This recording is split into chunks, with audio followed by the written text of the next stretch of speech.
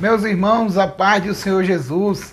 Estamos aqui mais uma vez no canal Escola Bíblica Pentecostal em Foco. Sejam todos muito bem-vindos ao nosso canal.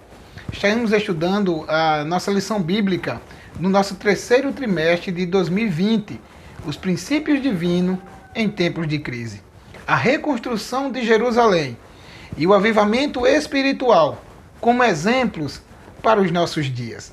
Nesta feita, estamos estudando a lição de número 9, como vencer as oposições à obra de Deus. Estamos aqui estudando essa lição e nesta lição estudaremos de forma detalhada a oposição que Neemias enfrentou e venceu. Deus, ele vai trabalhar e mostrar no capítulo 4 de Neemias que o incrédulo, ele ridiculariza a obra de Deus, enquanto que o fiel ora.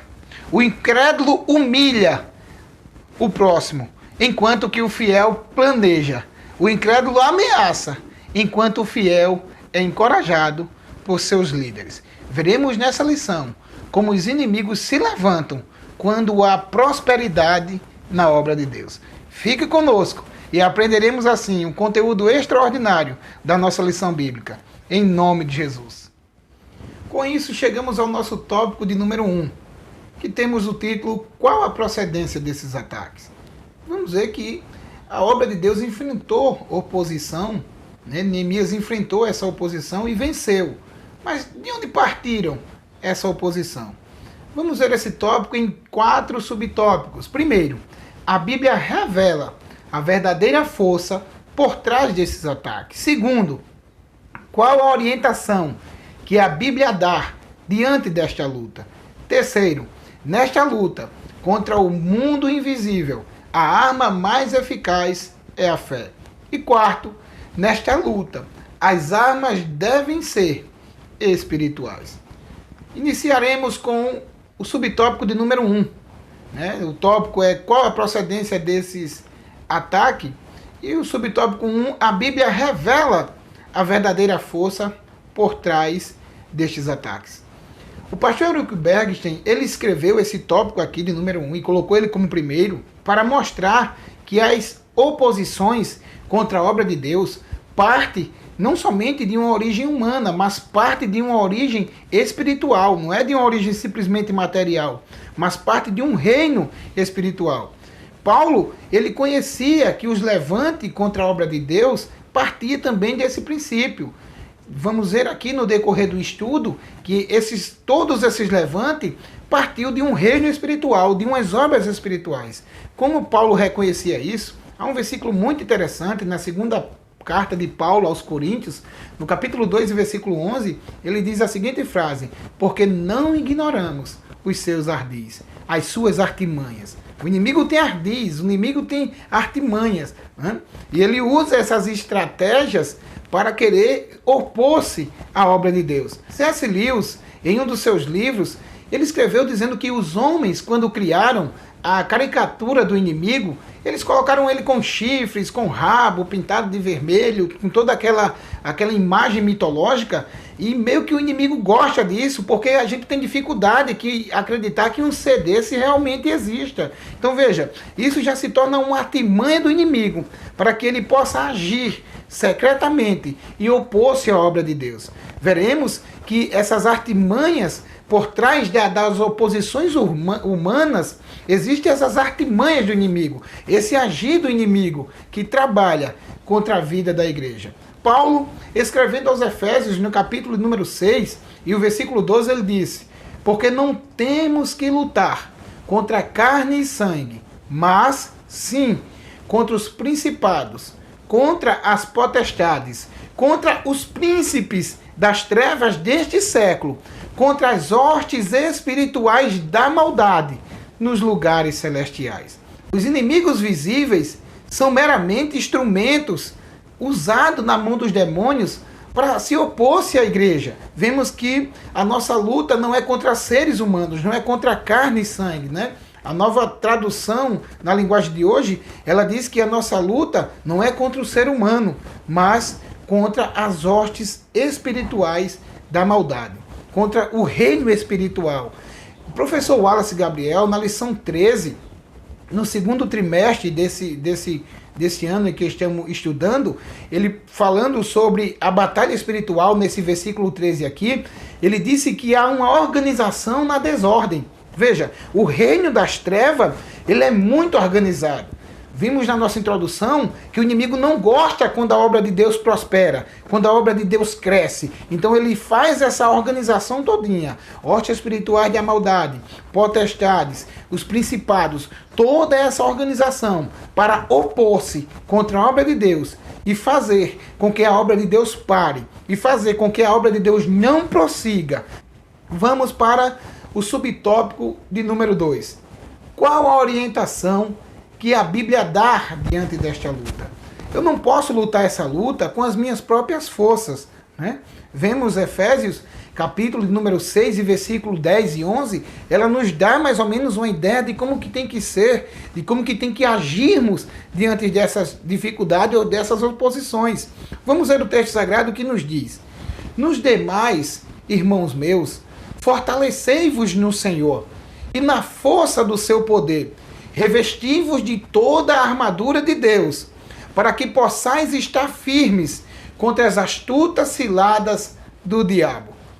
Antes de tomarmos e vestirmos a armadura de Deus, é necessário que nós nos fortalecemos no Senhor.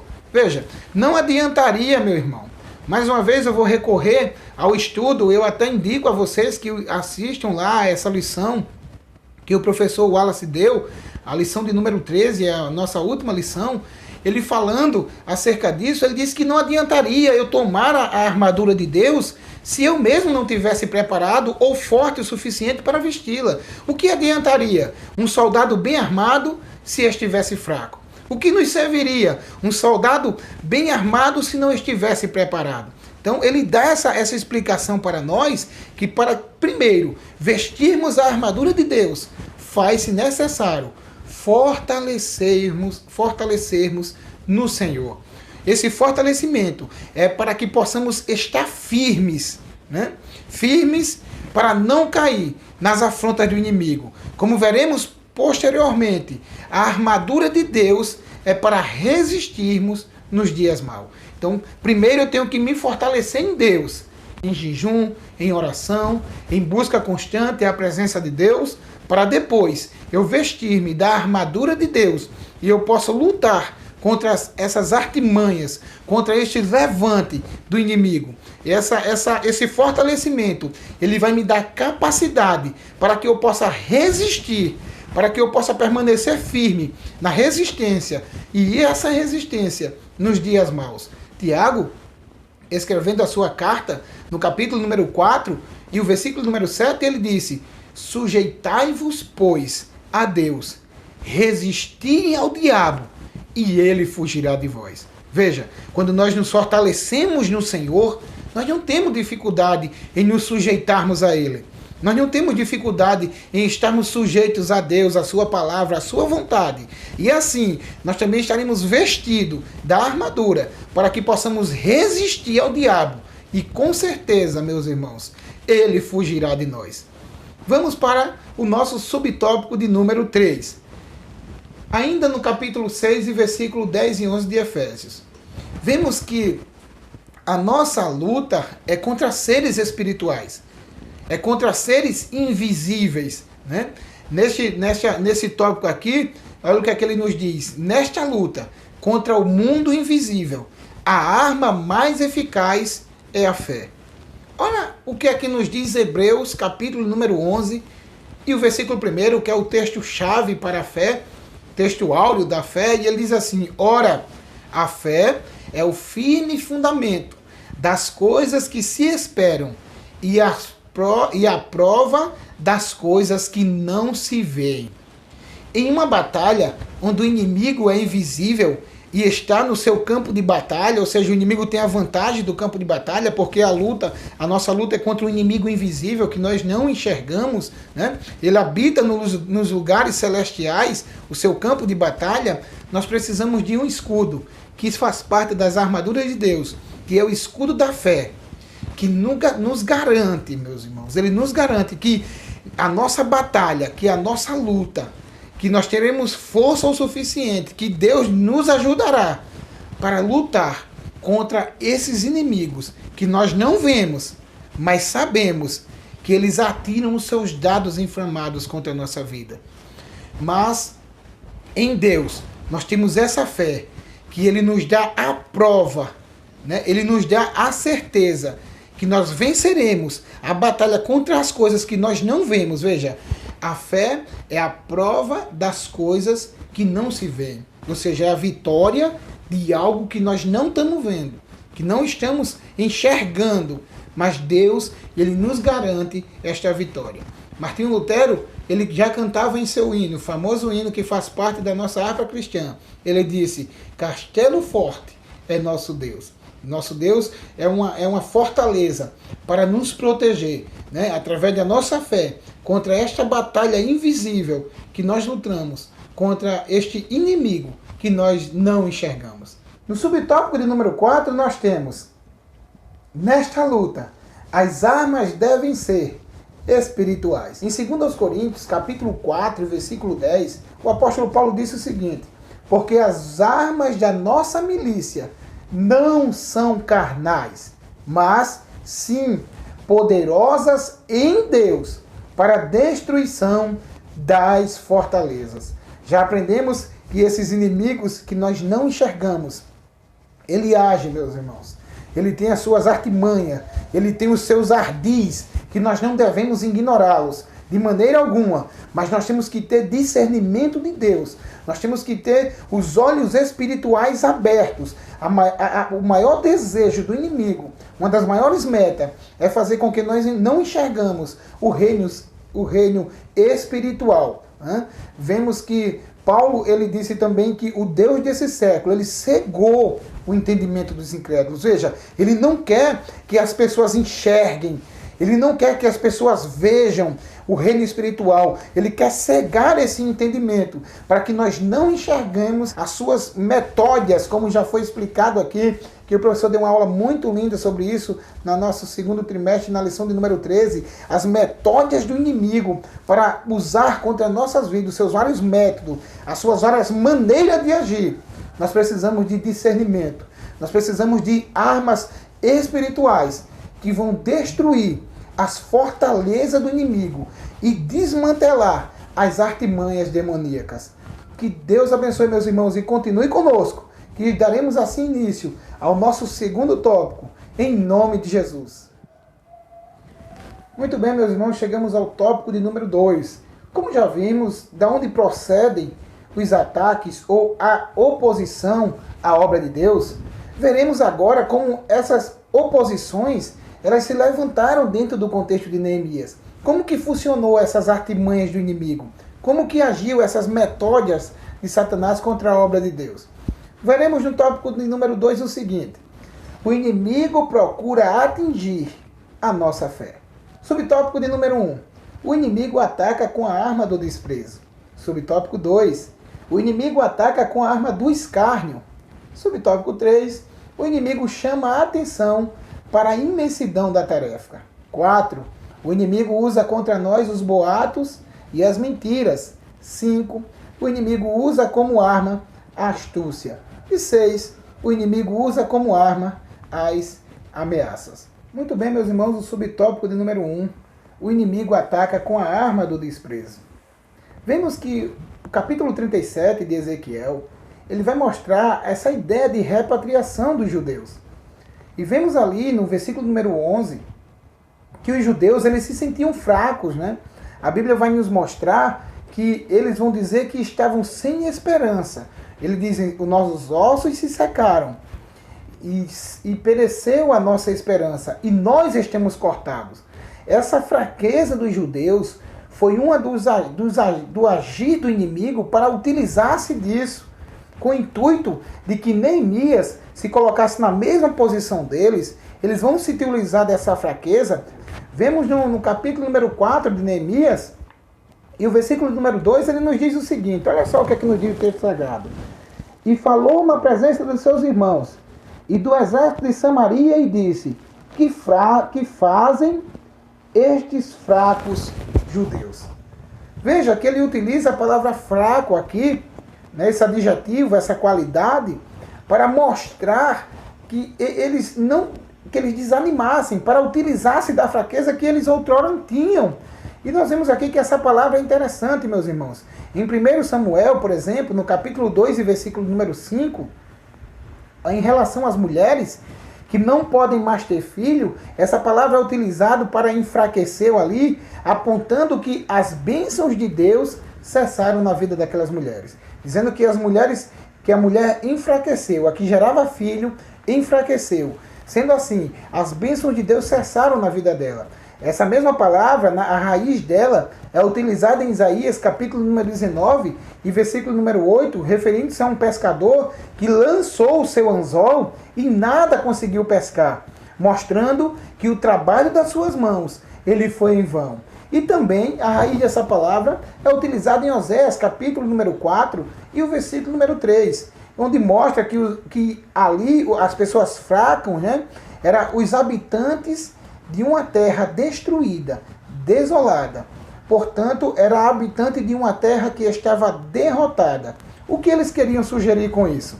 Eles estavam insinuando que os judeus estavam sem a bênção de Deus, em primeiro lugar, assim como as mulheres, que as bênçãos de Deus tinham cessado na sua vida. Os judeus agora também estavam sem a bênção de Deus. Segundo, assim como os pescadores que pescaram em vão, eles também estavam trabalhando em vão. E terceiro, assim como eram habitantes de uma terra derrotada, destruída, eles achavam que a Jerusalém que foi derrotada, que foi destruída, não mais seriam construída. Eles eram alguém derrotado. Que artimanha do inimigo, meus irmãos, para desanimar o povo de Deus, para desanimar os servos de Deus. Só que o inimigo não sabia de uma coisa. É verdade que nós, seres humanos, nós somos fracos, mas nós temos um Deus que é forte, e o que o seu poder, ele se aperfeiçoa das nossas fraquezas. Vamos para o subtópico de número 2, a segunda arma que o inimigo se utiliza dela. Né? Primeiro, ele utilizou-se da arma do desprezo. Segundo, o inimigo ataca com a arma do escárnio. Os inimigos de Neemias fizeram perguntas retóricas para assim ter uma resposta, um não ou um nada, querendo escarnecer os trabalhadores, e ainda desprezavam com zombarias, né, a obra que eles realizavam. Vamos ver agora o capítulo número 4 e o versículo número 3. E estava com ele Tobias, o amonita, e disse: ainda que edifiquem, uma raposa derrubará facilmente o seu muro de pedra. Veja que eles estão escarnecendo aqui. É interessante que o jornalista Emílio Conde, na lição bíblica de 1959, comentando o livro de Neemias também, foi um dos comentaristas dessa lição bíblica, ele também comentou essa mesma lição bíblica, ele disse o seguinte: o escárnio envenena a alma, entorpece o espírito e leva para fora dos planos de Deus. Quando o inimigo escarnece você, quando o inimigo usa de escárnio, a meta dele é envenenar a tua alma. É fazer com que você gere uma raiz de amargura dentro de si. É com que você se sinta amargurado, envenenado. E o seu espírito não consiga ter ânimo para trabalhar. Em seu espírito você não consiga entrar nos planos de Deus, mas que saia deles. Era essa a meta do inimigo. Era desanimar Neemias, né? Mas nós não devemos atentar para as obras do inimigo, para o escárnio do inimigo, mas mantermos o nosso foco, sabendo, sempre trabalhando na obra do Senhor. Subtópico de número 3. O inimigo chama a atenção para a imensidão da tarefa. Olha o que aqui diz. Capítulo 4 de Neemias e o versículo número 2. Ele diz: vivificarão dos montanhas do pó as pedras que foram queimadas. Ele mostra para Neemias e para os trabalhadores qual é a imensidão do problema. É como se uma cidade estivesse morta. Interessante, o inimigo tinha conhecimento de construção. O inimigo entendia de construção. Neste desprezo, eles, para zombarem, ele chama a atenção para as pedras. Veja, ele faz questão de destacar as pedras e ele vai dizer o que aconteceu com elas. que foram queimadas. Eles sabiam que a pedra que passou pelo calor do fogo, elas eram inadequadas para a construção. E eles entendiam de construção. Eles entendiam que com isso ridicularizariam e mostrariam a Neemias que aquilo não servia para ele trabalhar. Que aquela dificuldade era muito grande. Primeiro, era um montão de pó. E depois, as pedras que eles estavam utilizando não servia para a construção. Não servia para a obra do Senhor. Irmãos, vemos algo muito interessante. Enquanto que a mente corrupta do inimigo, enquanto que a visão incrédula dele via apenas entulhos, via apenas pedras que não servia para construir, a mente visionária de Neemias via uma cidade reconstruída, mesmo sem ele ter feito isso ainda que não fosse um fato. Lembra da arma da fé? Lembra que a nossa fé é o que vence esses dados inflamados do inimigo aqui? Isso foi um dado inflamado, mostrando a ele que ele não tinha condições de construir com o que ele tinha. Mas Neemias, ele tinha uma mente visionária, ele tinha um propósito focado em Deus, e ele tinha discernimento que a obra que Deus constrói, inimigo nenhum pode destruir, meus irmãos. Jesus, ele disse: eis que eu te digo que tu és Pedro, e sobre esta pedra edificarei. Edificar ali, a palavra grega é construir uma casa. Ele diz: edificarei a minha igreja, construirei a minha igreja, e as portas do inferno não prevalecerão contra ela. Quem sabe nós somos simplesmente pedras queimadas, né? Éramos que o inimigo olhava para nós e desprezávamos. Mas nós temos certeza que hoje nós fazemos parte da construção de Deus. E a nossa meta é agir com a mesma visão de Neemias na obra do Senhor. Ainda que o inimigo despreze a obra que você faz, por simples que seja, mas é a obra que o Senhor te confiou. Então faça com todas as tuas forças, sabendo que o inimigo não poderá acabar e não prevalecerá contra a obra que você realiza.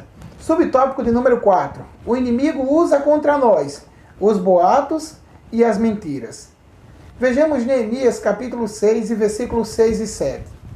E na qual estava escrito: entre a gente se ouviu, e Gesem diz, que tu e os judeus intentai revoltar-vos, pelo que edificais um muro, e que tu te farás rei deles, segundo estas palavras, e que pusestes profetas para pregarem de ti em Jerusalém, dizendo: este é rei em Judá.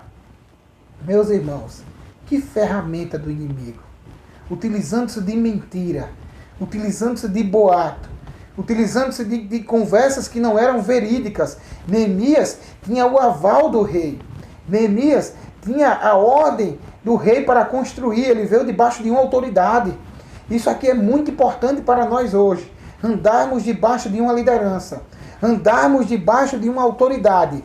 Para que o inimigo, quando tirarem os seus boatos, tirarem as suas mentiras contra nós, nós tenhamos um aval. Devemos sempre analisar as conversas do inimigo. Veja o que ele diz. Entre a gente se ouviu. É aquela conversa que nós vemos muito hoje. Eu ouvi dizer, alguém me disse, alguém comentou. Então era isso que havia, calúnias, boatos, mentiras contra Neemias e contra os judeus que estavam trabalhando. O inimigo usará de todos os artifícios para que você pare de trabalhar na obra do Senhor. Por isso que nós temos que ter discernimento, para que quando uma conversa chegar até nós, é preciso de uma análise. É preciso que a gente primeiro verifique-a, né? Para que não haja esse tipo de conversa como houve com Neemias. O sábio Salomão, ele deixou um conselho muito interessante. No capítulo 18 e o versículo 17 do livro de Provérbios, ele diz: o primeiro a apresentar a sua causa parece ter razão, até que outro venha à frente e o questione. Toda argumentação, toda conversa, tudo aquilo que surgir, requer-se que haja um questionamento. Como foi nesse caso aqui. Era um boato contra a vida de Neemias. Eram mentiras direcionadas para parar a obra de Deus. Então, meus irmãos, questione, analise, antes de ouvir qualquer conversa que chegar aos seus ouvidos. Subtópico de número 5. O inimigo usa como arma a astúcia. Depois de se levantarem de várias maneiras, e todas elas frustradas, o inimigo tenta uma falsa amizade, convidando Neemias para uma reunião e tentarem um mal contra ele. Mas sabiamente, Neemias, ele mostra aos inimigos.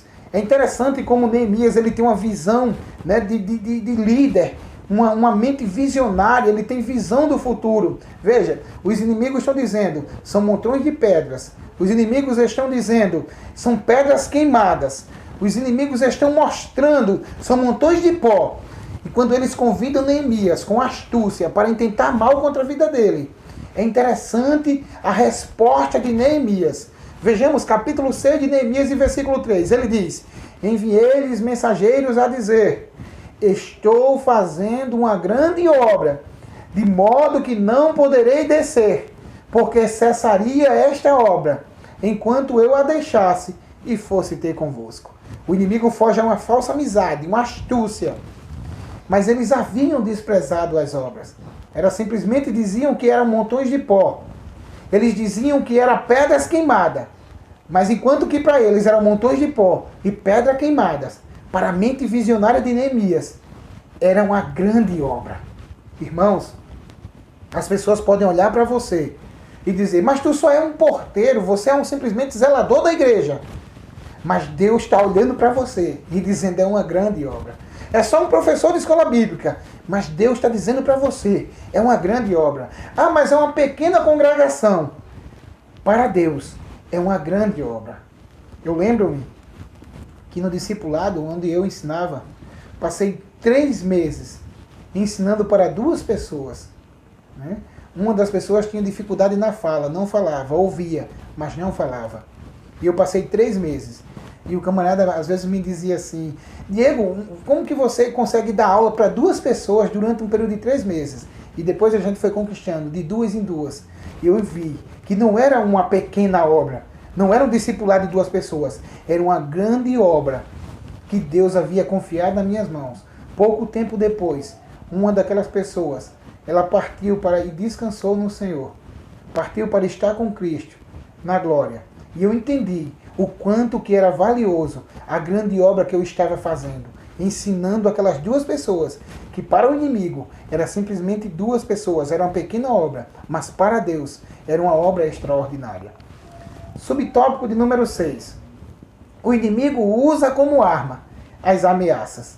Vejamos aqui, já vimos várias armas que o inimigo utilizou, mas agora, olha o que aqui nos diz no capítulo 4 de Neemias, o versículo 7 ao versículo número 9, diz o seguinte, e sucedeu que, ouvindo Sambalate, e Tobias, e os arábios, e os amonitas, e os asdoditas, que tanto ia crescendo a reparação dos muros de Jerusalém, que já as routuras se começaram a tapar, iraram-se sobremodo, e ligaram-se entre si, para virem atacar Jerusalém, e para os desviarem do seu intento. Aí Neemias diz, porém, nós oramos ao nosso Deus, e pusemos uma guarda contra eles, de dia e de noite, por causa deles. Veja, os inimigos tentaram de todas as formas, e agora eles utilizam as ameaças. É interessante como ele diz, e ligaram-se entre si. Eles primeiro se iraram, o inimigo se ira quando a obra de Deus cresce, já falamos isso aqui, mas eles ligaram-se entre si, eles se uniram. Isso aponta que para a resistência contra a obra do inimigo, faz-se necessário uma união da nossa parte. Ó, quão bom e quão maravilhoso é que nós vivamos em união para vencermos essas ameaças do inimigo. E ele diz, olha, pusemos contra eles uma guarda de dia e de noite. O inimigo fica furioso quando a igreja cresce. E ele ficou furioso porque uma coisa muito interessante está nesse texto aqui. Olha o que é que ele nos diz. E que já as routuras, as brechas, começaram a tapar. O inimigo não quer que as brechas de nossas vidas sejam tapadas, que as brechas de nossas vidas sejam fechadas. Ele fica furioso com isso. Por isso, meus irmãos, vigiemos na presença de Deus e fechemos as brechas, para que assim, cada vez mais, o nosso inimigo fique mais furioso, mas a obra de Deus cresça e nós vençamos todas as ameaças do inimigo. Fique conosco e vamos para o tópico de número 3. Aprenderemos muito mais da palavra de Deus. Chegamos no nosso tópico de número 3. Qual o segredo da vitória de Neemias e dos judeus? Estudaremos em 3 tópicos. Primeiro, os judeus venceram porque tinham a certeza que estavam na vontade de Deus. Segundo, os judeus venceram pela oração. E terceiro, devemos também orar. Nosso tópico de número 1, os judeus venceram porque tinham a certeza que estavam na vontade de Deus. Veja só que texto interessante, Neemias capítulo 2 e versículo 20. Então lhes respondi e disse: o Deus dos céus é o que nos fará prosperar. Que certeza de Neemias, meus irmãos. Que certeza ele saber que era o Deus que faria eles prosperarem na obra que realizariam. Se nós tivermos essa certeza, meu irmão, não tem perseguição, não tem levante, não tem calúnia, não tem ameaça, não tem escárnio, não tem desprezo, não tem anonimato, não tem nada que nos pare. Se nós tivermos a certeza que o Deus dos céus é Ele que nos fará prosperar, que nós estamos na sua vontade. Pela resposta que aos adversários, o líder da restauração de Jerusalém mostrou que não confiava nas suas habilidades, né? Ele tinha habilidade administrativa. Estudar o livro de Neemias é uma aula de liderança para todos nós, mas ele deixou bem claro que toda boa dádiva, ela vem descendo do Pai das Luzes. Todas as bênçãos, a prosperidade do crente na obra de Deus, ela parte de Deus. Na obra não é a minha habilidade, não é? Já estudamos em lições anteriores que quando Zacarias encontra Zorobabel desanimado, com a construção do templo parou durante 15 anos, como estudamos aqui, vemos que a mensagem de Zacarias foi a seguinte: não é por força nem por violência, ou seja, não é pelas suas habilidades, mas é pela certeza de estar na minha vontade, é pelo meu espírito, ele diz o Senhor dos Exércitos. Então, a prosperidade na obra de Deus, ela parte da certeza de estarmos na vontade de Deus. Salomão, ele foi enfático em dizer, em Provérbios capítulo número 3 e versículo número 5, vamos utilizar-se da versão NVI, ele diz o seguinte: confie no Senhor de todo o seu coração e não se apoie em seu próprio entendimento. Entenda que você vai vencer enquanto estiver na vontade de Deus, enquanto você confiar em Deus de todo o seu coração. Foi isso que Neemias fez. Ele está dizendo, a boa mão de Deus, ela foi conosco. Ela foi conosco. Eu não confio em mim mesmo. Eu não confio na minha sabedoria. A minha confiança está no Senhor. E é isso eles venceram. Porque ele apoiou, não no seu entendimento, mas em Deus e na vontade de Deus. Se a vontade de Deus for o centro da sua vontade, você vai prosperar. Se a vontade de Deus for o seu foco, você vai vencer na sua batalha. Assim como os judeus e como o Neemias, o segredo da vitória deles era estar na vontade de Deus. Subtópico de número 2. Os judeus venceram pela oração, né? A oração é a maior arma que o crente tem, meus irmãos. A oração é esse ato de falar com Deus. É a arma mais poderosa que o crente pode utilizar-se contra as obras do inimigo. Quando Neemias recebeu a notícia da situação de Jerusalém, vemos isso que Neemias era um homem de oração. Veja só, Neemias capítulo 1, versículo 4, ele recebe a notícia e ele diz o seguinte: estive jejuando e orando perante o Deus dos céus. Quando os inimigos de Deus menosprezaram a obra que os judeus realizavam, a Bíblia deixa clara. Olha a oração, 4:4 de Neemias. Ouve ao nosso Deus, que somos desprezados. Quando Neemias termina seu excelente trabalho, ele faz a última oração registrada no seu livro. Ele diz: lembra-te de mim, Deus meu, para o bem. Que homem de oração, que exemplo de liderança Neemias é. Aprendemos que do início ao fim, precisamos viver em oração. Precisamos orar. Precisamos falar com Deus. E vamos agora também para o nosso subtópico de número 3. Devemos também orar.